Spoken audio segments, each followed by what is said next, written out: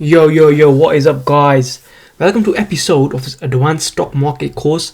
And in this episode, I'm going to go over essentially an advanced version of risk management. And the reason why I'm doing this is without even going into the more higher level techniques.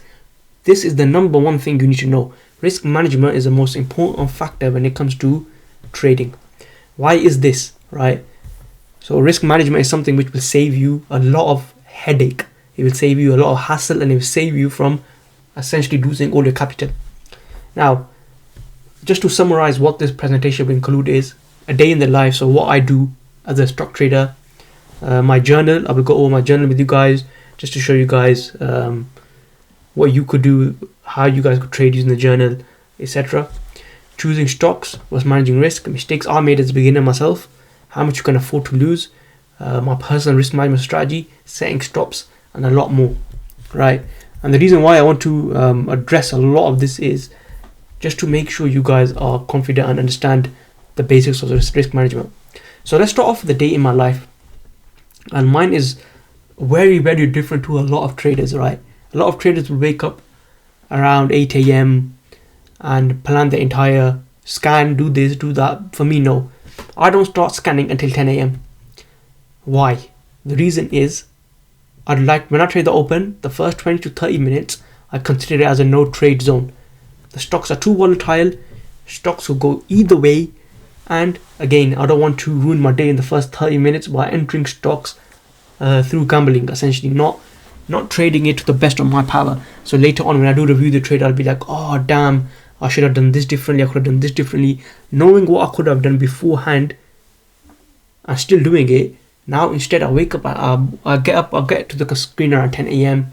I scan, take me about 5 minutes to scan, and I create my watch list through top gainers. How do I do this? So on Webull, you got the Webull app, just go through the top gainers list and I look for stocks that are trending. So they'll have 5-minute highs, 20 minutes highs, 30-minute highs. I'll show you on the Webull as an example once we get to the end of the seminar, but I create it through Webull. So again, the criteria for my watch list is mainly anything under 50 million float, 20 million float will be better. Again, like I said, anything which is breaking out and has a high amount of volume. And my best time frames, again, I use the daily, I mix it in with a 5-minute chart, and I enter using the 5-minute chart. 1 p.m. is usually when the reversals take place, so that's around 6 p.m. my time. This is when stocks start to reverse after lunchtime. I don't usually trade during the time period much.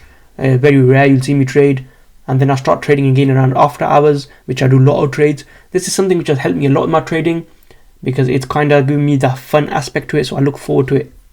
And then at the end of the day, I do trade reviews, post it in the Discord, just go over my trades for the day and how I'm doing. And this is something which I do every single day. I've done it for months and months now, and it's helped me a lot in my trading. Something you guys could do as well, which might help you, right? I'm just giving you tips from an advanced trader to maybe you guys who are not as advanced. Now, my journal, right? It's all about following a plan, no over trading, and high conviction setups only. So let's go over the journal. Let me just bring this journal out for you guys. And if you guys can see this journal here, okay. Now, within this journal, you can see clearly here, guys. These are my this is my journal since September. I had one before, but I never kind of lost it. So this I started fresh, and you see in September I went on a nice 95% success rate. I type my entries in. I say why I take these entries. So you have it. Let's just go over like week 1 this month. October recap. In October, I took a total of 51 trades, 38 out of 51, success rate 74%. The month before was a 95% success rate. And this month so far, week 1, 75% success rate, week 2, 83% success rate. And this week, I think I've taken about 14 trades. I've taken about 2-3 losses, I think. So a nice 80% plus success rate. So I've done really well. And this journal really helps me kind of become a lot better with my trades. And look here, like for example, I took this XCUR trade. I'm highlighting where I entered, and again it gave 68% return, and then we got all these different ones. It's something good to have, something good to just keep on the side. Now let's go back over the PowerPoint. Okay, so now I always say in trading you have one friend, and your only friend in trading is your stop loss. Why do I say this? A stop loss will save you from heartbreak. A stop loss will save you from financial loss, and a stop loss will save you from essentially blowing up your account. Why? Why is this? So let's just say you have a 5% stop loss. You take the stop loss and the play goes down to the 20%. You've saved yourself an extra 20% of a loss. Yes, sometimes it might bounce from your stop loss, right? There is a chance. But if you actually got a very good technical stop loss, a lot of the times the play will break down completely. Now, how do you set your stop? With me, I set my stop under key levels of major support. So I know if we break below this level, this play is more likely to head down than it is up. I will give you an example at the end of the seminar. I'll go over it again. I'll give you an example on Webull on what I mean by this. Are you setting random stops, mental stops, or hard stops? Mental stops are mainly used by swing traders. As a day trader, I do not recommend this. Maybe as a swing trader, the only time I recommend this if you're sizing into play. So you want to get into play around $10, then $9, $8 before getting a final position at $7. That's the only time I say, okay, keep a mental stop and then add your stop once you've got your final position in. And are you respecting the stop loss? Guys, show some respect, man.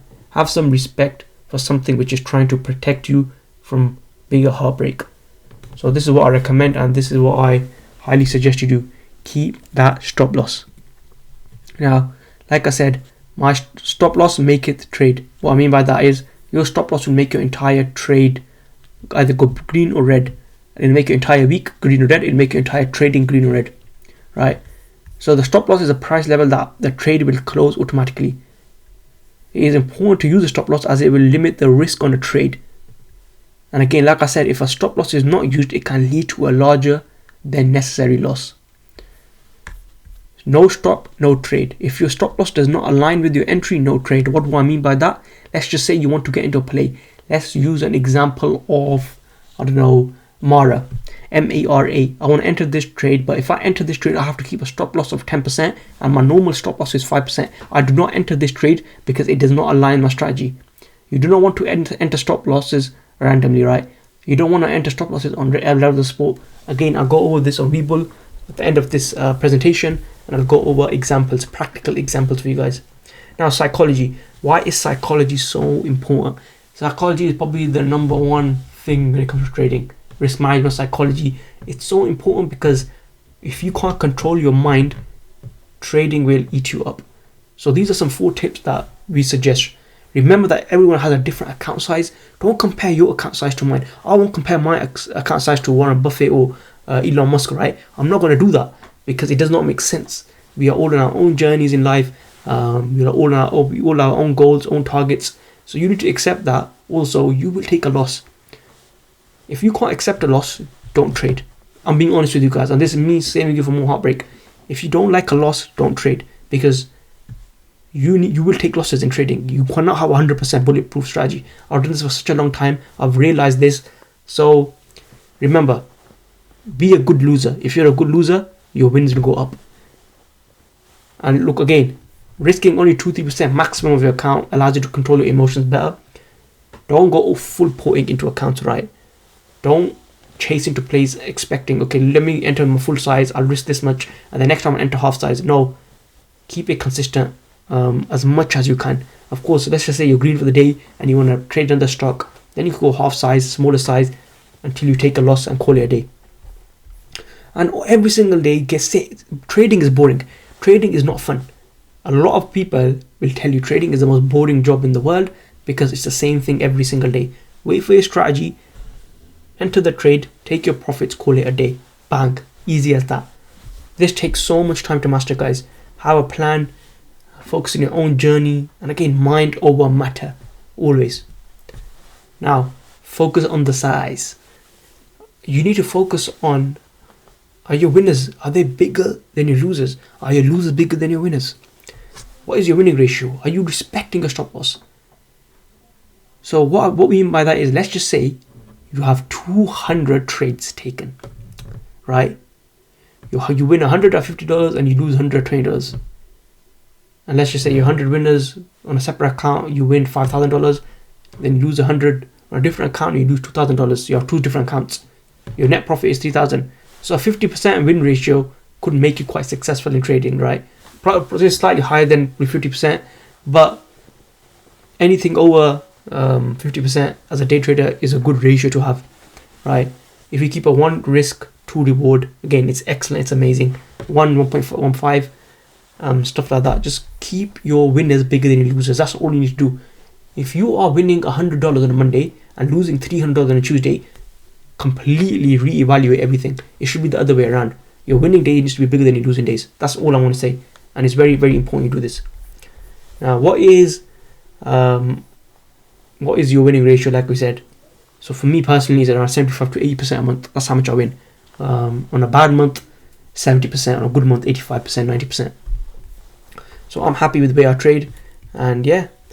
Another tip is, and a big tip, something which changed my trading from beginner to advanced, is setting daily goals.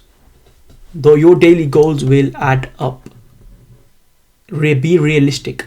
Set realistic goals. You will not become a millionaire from this overnight. It takes time. Compounding is king. Set yourself a goal every day. Little goals give you big results. Little goals give you big results. Your goals you set throughout the entire year will add up at the end of the year to be a massive, massive celebration.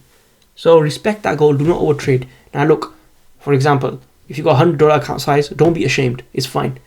1% dollar. Now people be like, oh yeah, that's too less. Okay, why don't you aim for 100% a day? That's impossible.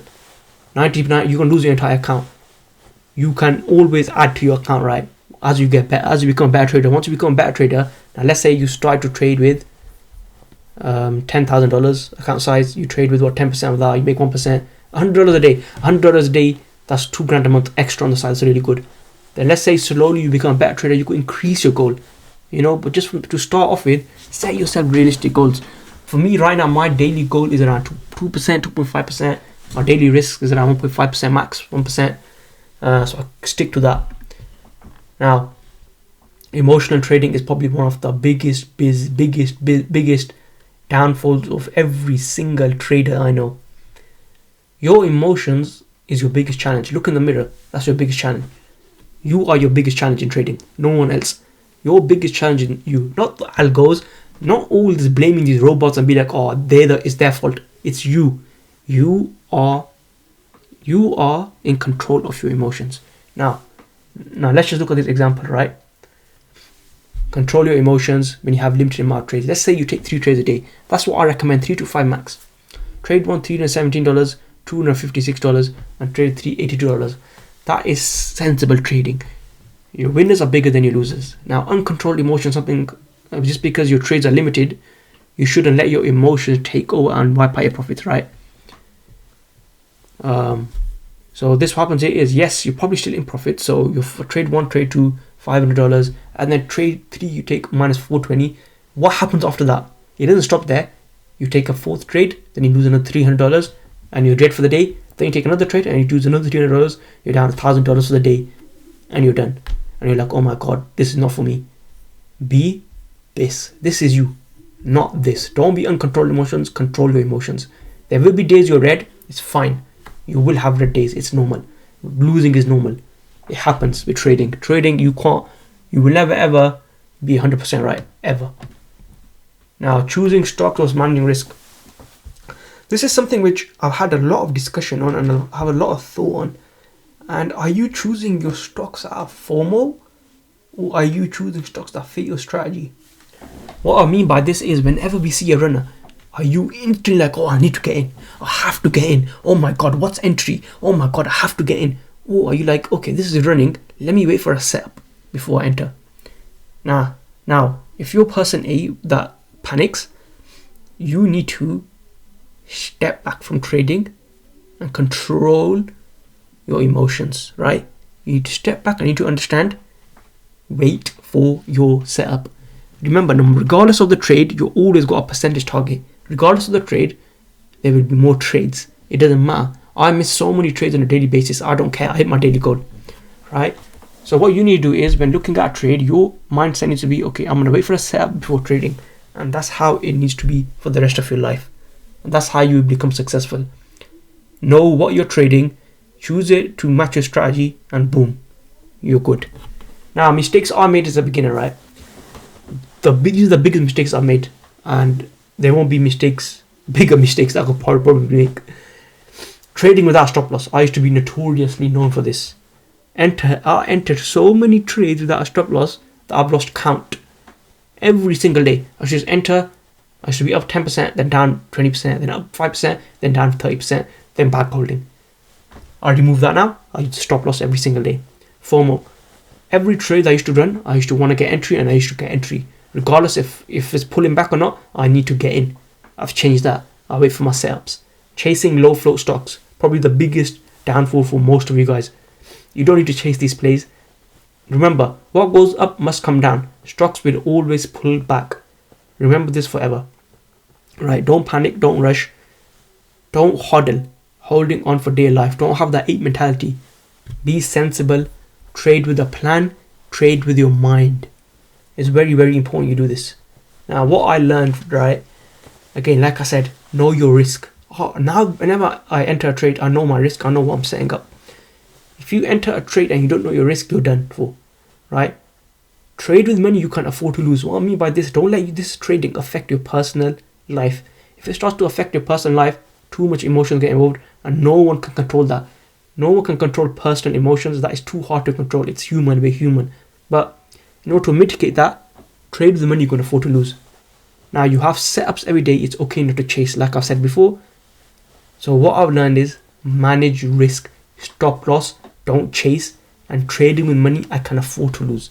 So now I'm in the mindset where I'm like, okay, I'm loving it, I'm trading, I'm having fun, and slowly your account will grow, and that's what happens. It's amazing, and it's honestly a blessing.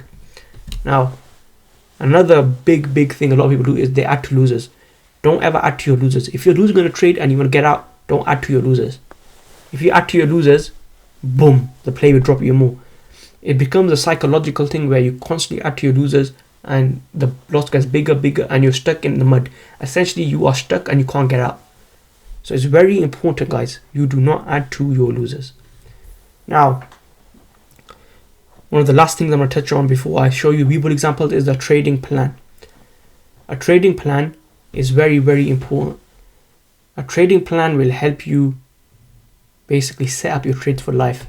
I have a trading plan, I have a game plan every single day, which is in the Discord group. You can join with the link in bio. But having a trading plan is very, very important to becoming a successful trader. Knowing what you can trade, knowing your risk management, knowing your daily loss goal, knowing your daily targets, it's very important to have this plan. So please, guys, at least for this, set up a plan. Now, I'm just going to go over a couple examples for you guys on these charts. And then just go to the Webull and show you guys a couple examples so you guys have a better understanding of anything that you missed out on. Okay, let me just go over it. So, just waiting for people to load. As I wait for people to load, let's just go back to what I wanted to show you guys.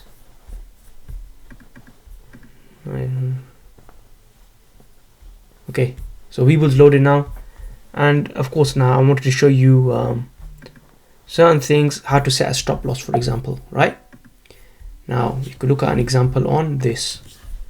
So with a trade like, let's say VRPX, what you would do is you mark your support. Where is support? Where is price bouncing from the most? Around this level here. So now I know if it closes below 1.07, we are more likely to drop another possibly towards 0.86. There's a chance. So this would be an area of support, and below this is where my stop loss would be.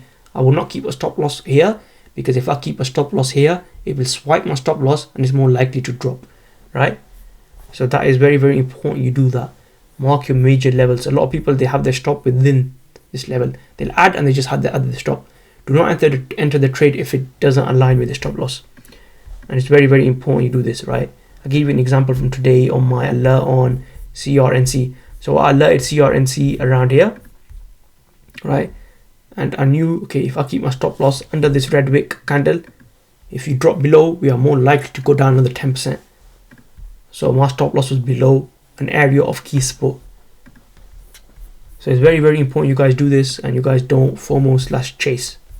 Now, let's just look at anything else, any other tips that I could give you guys based on this. So again, with after hours trading, like I took BRPX today from here, bang, it's fun trading. I trade lot size small account. But other than that, guys, thank you very much for joining the seminar. Please guys, drop a like, drop a comment on the video, and I'll catch you guys in the episode 3 very, very soon. I hope you guys have a great rest of your